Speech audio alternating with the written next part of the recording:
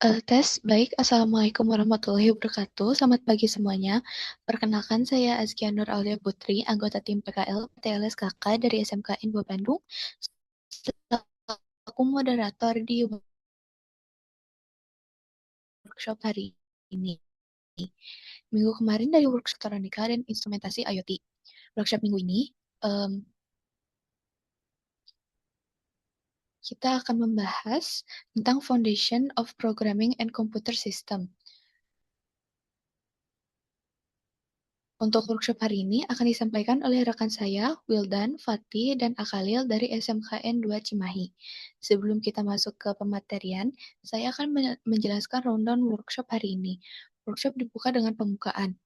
Kemudian lanjut ke penjelasan teori oleh pemateri yang terdiri dari beberapa materi, yaitu pengenalan bahasa pemrograman instalasi program komputer Hello World, algoritma dasar, pengenalan variabel, function, main program, implementasi bahasa C++, implementasi program sederhana, pengenalan sistem informasi, basis data, konsep dasar jaringan, dan topologi jaringan komputer dan jaringan internet. Lalu dilanjutkan dengan praktik dari pemateri dan progress report tim atau laporan mingguan pekerjaan. Lalu ada sesi tanya jawab yang berlangsung selama 10 menit dan diakhiri dengan penutupan. Baik, kalau begitu langsung saja kita ke materi. Untuk pemateri, waktu dan tempat saya persilahkan. Nah, baik, selanjutnya saya akan menjelaskan mengenai implementasi bahasa C++. Sebelumnya, izin memperkenalkan diri, saya selaku rekan juga dari Wilan, pemateri sebelumnya, dan juga sebagai tim PKL dari SMKN Negeri 2 Cimahi. Baik, akan saya mulai. Pengantar. Bahasa C++ merupakan bahasa pemrograman tingkat tinggi yang dikembangkan dari bahasa C. Bahasa ini bersifat multiparadigma, mendukung pemrograman prosedural dan berorientasi objek. Karena fleksibilitas dan performanya yang tinggi, C++ sering digunakan dalam pengembangan sistem, aplikasi desktop, bahkan game, dan software engineering tingkat lanjut. Selanjutnya, mengapa sih kita harus menggunakan C++? C++ memberikan kontrol penuh terhadap manajemen memori, memiliki struktur sintaks yang efisien, serta mampu bekerja secara optimal untuk membuat aplikasi skala kecil hingga besar. Bahasa ini juga cocok untuk pemula yang ingin memahami konsep dasar pemrograman seperti variabel, perulangan, fungsi, dan juga logika kontrol. Proses implementasi program C++. Langkah pertama dalam mengimplementasikan program C++ adalah dengan membuat file program berekstensi CPP. Program ditulis menggunakan editor teks atau IDE seperti Code, Blog, atau Visual Studio. Setelah itu, program dikompilasi menggunakan compiler seperti G++ untuk menghasilkan file yang dapat dijalankan. Selanjutnya, kita akan membahas mengenai struktur dasar program C++. Sebuah program C++ biasanya dimulai dengan menyertakan pustaka standar menggunakan include, diikuti dengan fungsi main sebagai titik awal eksekusi program. Di dalam fungsi main, kita dapat menuliskan logika program seperti deklarasi variabel, maupun itu input atau output, perhitungan, dan juga pemanggilan fungsi lain. Contoh sederhananya, berikut menunjukkan implementasi program C++ untuk menjumlahkan dua bilangan. Pertama, di sini kita harus menaruh include IOStream. Nah, di sini kita memulai dengan in main dan masukkan program-programnya, maka program akan dapat berjalan. Program ini membaca dua nilai dari pengguna, lalu menjumlahkan dan menampilkan hasilnya ke layar. Penjelasan program. Program menggunakan CIN untuk menerima input dari pengguna dan code untuk menampilkan output. Tipe data in digunakan untuk menyimpan bilangan bulat. Operator plus digunakan untuk menghitung hasil penjumlahan. Setelah eksekusi selesai, program mengembalikan nilai 0 sebagai tanda berhasil. Kesimpulannya, implementasi bahasa C++ memberikan landasan kuat dalam memahami logika pemrograman dan juga struktur program. Dengan praktik langsung membuat program sederhana, pengguna dapat memahami konsep dasar seperti input, output, variabel, dan alur eksekusi program. Dari program kecil inilah fondasi menuju aplikasi besar dibangun. Baik, di sini saya akan melanjutkan materi kedua.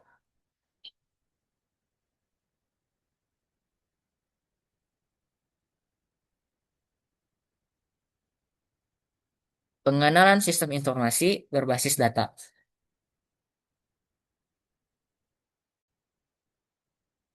Apa sih itu sistem informasi? Sistem informasi adalah kombinasi antara teknologi, manusia, dan prosedur yang bekerja sama untuk mengumpulkan, mengelola, menyimpan, dan menyebarkan informasi. Sistem ini bertujuan untuk membantu pengambilan keputusan, koordinasi, kontrol, analisis, dan visualisasi dalam suatu organisasi atau perusahaan. Di era digital, sistem informasi menjadi elemen penting dalam pengelolaan data dan operasional bisnis.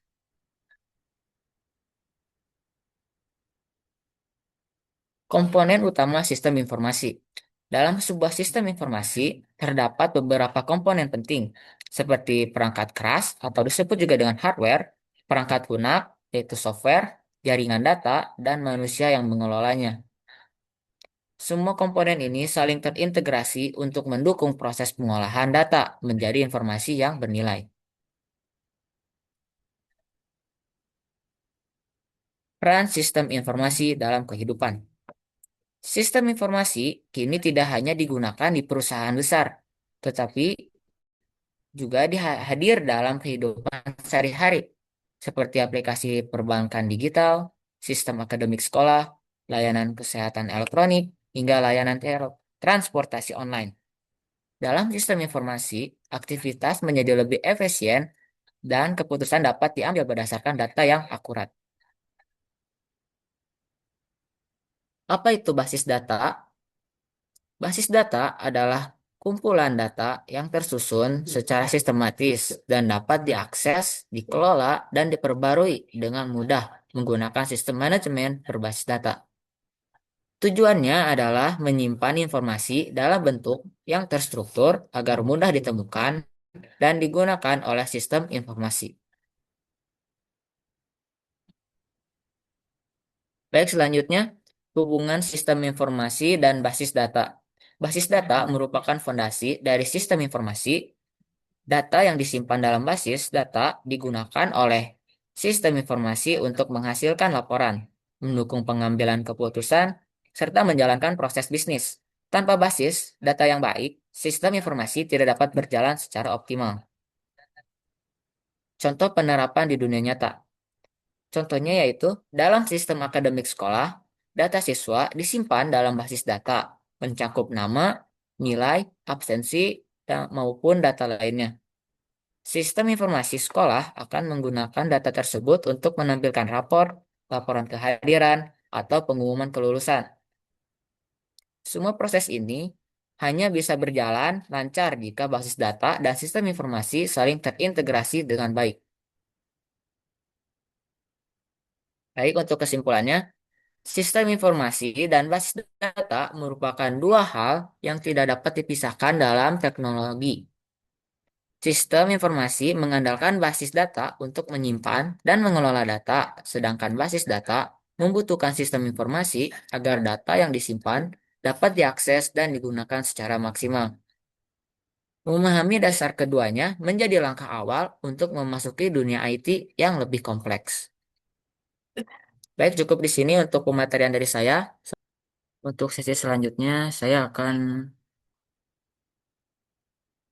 melaporkan hasil mingguan saya.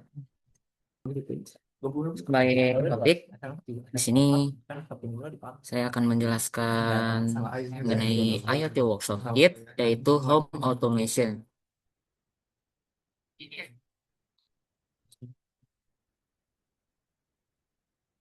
Baik, lanjut aja. Jadi, apa sih Home Automation itu? Home Automation pada dasarnya merupakan kumpulan perangkat elektronika yang terintegrasi dalam suatu sistem di sebuah rumah yang dirancang untuk menyimpan serta mengelola data menjadi suatu sistem operasi yang otomatis.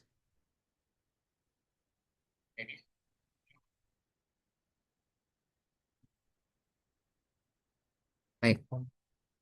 Sebagai wujud nyata dari konsep tersebut, IWK Home Automation hadir sebagai sebuah replika train kit praktikum berbasis IoT yang dirancang khusus sebagai media pembelajaran interaktif bagi siswa maupun siswi SMK dalam mempelajari kerangka alat langsung pada papan kit.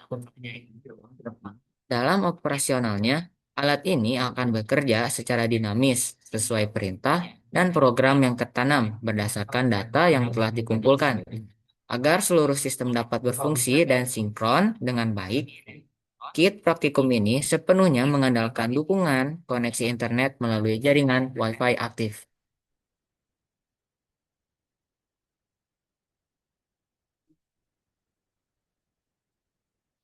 Bagaimana cara kerja dari home automation? Baik, di sini kita harus mengetahui terlebih dahulu mengenai pilar utama sistemnya, yaitu input. Input mengintegrasikan integrasi ganda antara saklar fisik dan tombol virtual aplikasi, yaitu ada pada bagian saklar fisik ini dan saklar virtual.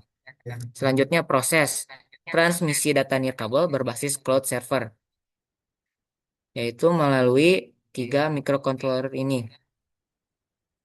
Untuk output, eksekusi beban, di sini kita menggunakan dua output, yaitu output untuk LED dan juga stop kontak. Jadi cara kerjanya, satu daya akan menyalakan atau mensuplai daya 5 volt untuk kontrol server dari MOS D1 mini dan juga node MCU yang mengatur stop kontak. Dan juga ada catu daya yang akan menyalakan kontrol lampu. Di sini juga kita menggunakan sensor ukur AC yang akan dibaca oleh sistem eh, saklar melalui WMOS D1 mini. Baik, satu daya aktif. Pada tahap inisiasi, saat papan kit dihubungkan ke sumber listrik, adaptor akan mengalirkan tegangan DC untuk menghidupkan ketiga mikrokontroler, yaitu WMOS D1, node MCU untuk lampu, dan node MCU untuk steker secara bersamaan. Selanjutnya, koneksi jaringan Wi-Fi. Ketiga mikrocontroller melakukan booting dan otomatis mencari jaringan Wi-Fi yang SSID dan passwordnya telah dikonfigurasi pada sistem perangkat. Sinkronisasi server. Setelah terhubung ke internet, ketiga board langsung menjalin komunikasi nirkabel dengan server broker MQTT pusat, yaitu ini untuk bersiap mengirim publish dan menerima subscribe data.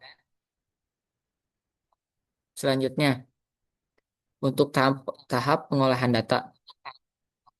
Yang pertama, jalur kendali kontrol atau input command. Melalui aplikasi smartphone, yaitu pengguna menekan tombol on maupun off pada antarmuka aplikasi Android, yang kemudian mengirimkan perintah digital ke server MQTT. Melalui saklar fisik, pengguna menekan saklar dinding. Perubahan posisi fisik ini men-trigger pin input pada WMOS D1 mini. WMOS langsung memformat data tersebut dan mengirimkan. Baik, saya akan melanjutkan kembali mengenai materi home automation ini bekerja.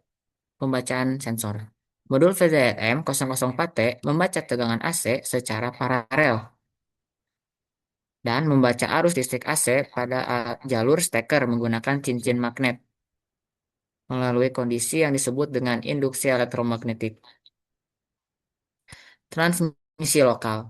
Chip PZLM menghitung data kelistrikan seperti voltage, current, power, dan energi, lalu mengirimkannya via komunikasi serial virtual ke pin D1 dan D2 dari WMOS D1 Mini. Selanjutnya, unggah data. WMOS D1 Mini secara berkala mengunggah atau publish data parameter listrik tersebut ke server MQTT agar siap diakses. Selanjutnya, respon aktuator. Pada tahap eksekusi yang menghasilkan output, lampu yang terus memantau server, node MCU lampu yang terus memantau server langsung menangkap perintah on maupun off terkait lampu, lalu memicu solid state relay untuk memutus maupun menyambungkan aliran listrik AC ke lampu praktikum secara senyap dan cepat. Node MCU stacker menangkap perintah terkait stacker, lalu memicu relay mekanikal 10 ampere untuk mengaktifkan maupun menonaktifkan tegangan AC pada stop kontak. Respon visual. Aplikasi smartphone pengguna menerima data status terbaru beserta kalkulasi daya dari server, lalu memperbarui tampilan dashboard secara real-time berupa angka visual tegangan, arus, arus, daya, dan total energi dalam satuan kilowatt hour. Untuk komponennya sendiri, di sini saya bagi menjadi tiga yang telah saya identifikasi, yaitu perangkat pemrosesan ataupun sistem kontrol yang menjadi otak dan logika digital, yaitu ada WMOS D1 Mini selaku server lokal atau saklar. Selanjutnya ada Node MCU ESP8266 yang mengendalikan lampu. Di sini juga terdapat Node MCU yang sama untuk mengendalikan steker dan juga app software, itu server. Selanjutnya komponen kelistrikan dan sensor indera sistem. Di sini untuk sensor kelistrikan menggunakan modul sensor PZM004T. Selanjutnya ada switching power supply dan adaptor 5 volt. Dan juga ada saklar fisik. Untuk perangkat aktuator, di sini ada lampu sebagai output penerangan dan steker atau stop kontak untuk output daya. Yang pertama yaitu perangkat pemrosesan atau sistem kontrol. Di sini, pusat komputasi, kecerdasan, dan pengendali komunikasi pada kit. Bagian ini menggabungkan perangkat keras pemrosesan dengan sistem perangkat lunak atau firmware tertanam yang bertugas mengolah data, mengatur koneksi nirkabel, serta mengeksekusinya melalui instruksi logika. Seperti ini, PMOS D1 untuk server lokal, Node MCU stacker, Node MCU lampu, dan di sini untuk tampilan app software dan juga saklar virtualnya. Selanjutnya, komponen kelistrikan dan sensor untuk indera sistem. Berfungsi sebagai indera pemantau kondisi fisik pada trainer kit. Fokus utamanya adalah mendeteksi, mengukur, dan mentransformasikan parameter kelistrikan arus kuat atau AC menjadi data digital secara real time. Ada tiga komponen yaitu ini, modul sensor PZM selaku sensor, switching power dan adaptor 5 volt selaku pemberi daya pada KSP dan juga saklar fisik. Selanjutnya komponen kelistrikan dan sensor. Lebih lebih output. Ini disebut lebih ke output. Perangkat output fisik yang mensimulasikan beban kelistrikan pada rumah tinggal. Bagian ini bekerja dengan mengubah instruksi digital menjadi aktivitas operasional pada jalur penerangan lampu dan kendali daya stop kontak AC secara otomatis. Untuk outputnya sendiri pada trainer ini terdapat dua, yaitu output fisik untuk simulasi sistem penerangan rumah dan output daya untuk interkoneksi peralatan elektronik eksternal. yang masing-masing akan dikendalikan aktif dan tidak aktifnya melalui solid state relay maupun relay mekanikal 10 ampere. Nah, di sini untuk identifikasi input, output, dan prosesnya, saya akan merangkumnya menjadi 3 bagian juga, yaitu untuk input terdapat saklar, saklar fisik, yang tugasnya adalah mengirimkan sinyal logika tinggi atau rendah dari pengguna. Selanjutnya ada sensor PZEM 004T sebagai input lokal yang mengukur parameter fisik kelistrikan AC nyata menjadi data digital. Aplikasi Android MQTT, yaitu sebagai remote, mengirimkan perintah kendali saklar dari jarak jauh melalui internet. Selanjutnya ke bagian proses. Di sini terdapat triple ESP8266, baik itu yang Node MCU maupun WEMOS. Tugasnya yaitu memproses logika input, menghitung data daya, dan mengendalikan relay. Selanjutnya ada firmware dan protokol MQTT. Selaku proses, yaitu mengatur lalu lintas data, publish, dan subscribe dengan broker PPTI. Relay dan lampu LED bar. Di sini bertugas sebagai output, yaitu mengeksekusi kendali fisik dan menampilkan status cahaya lampu. Selanjutnya, relay dan stop kontak AC. Selaku output lokal, yaitu mengalirkan dan memutuskan alur listrik pada terminal beban utama. Dan yang terakhir, aplikasi Android yaitu sebagai output secara virtual yang menampilkan monitoring grafik penggunaan daya kelistrikan secara real time. Untuk troubleshooting yang saya hadapi kala itu ada 3, yaitu mengenai ketidakstabilan koneksi jaringan networking debugging. Selanjutnya ada ketidaksinkronan versi firmware dan sistem server, auto-date code, dan juga pelaksanaan dan sinkronisasi QID manual.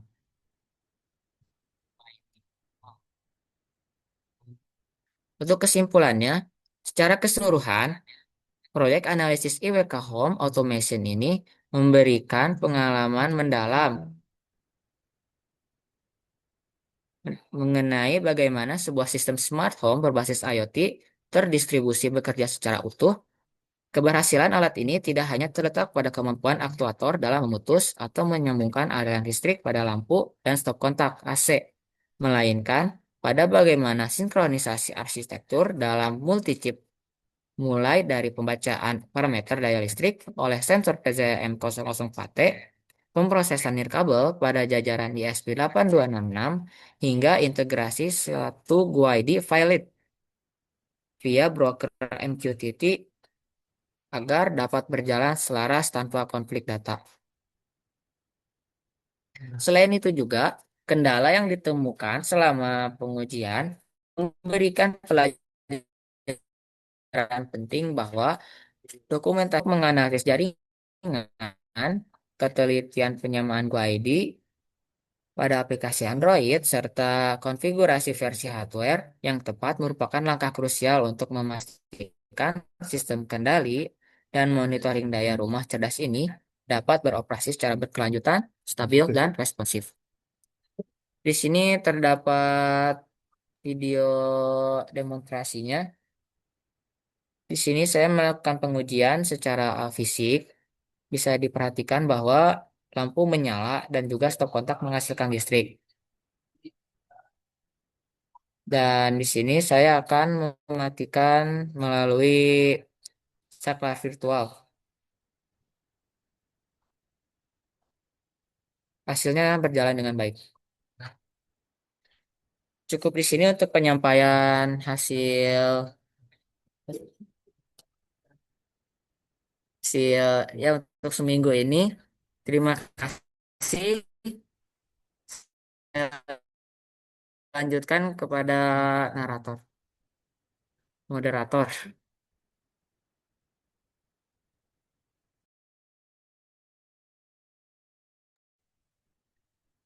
Baik, terima kasih kepada pemateri. Sekarang kita langsung masuk ke sesi tanya jawab. Untuk sesi tanya jawab ini berlangsung selama 10 menit. Jika ada yang ingin bertanya, bisa langsung raise hand atau bertanya di kolom komentar.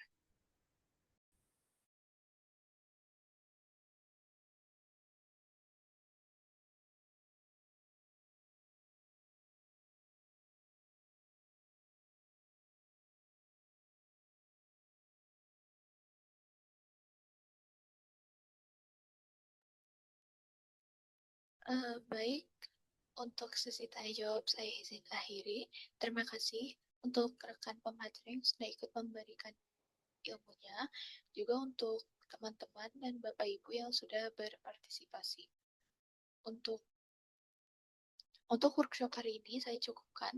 Mohon maaf bila ada kesalahan. Wassalamualaikum warahmatullahi wabarakatuh.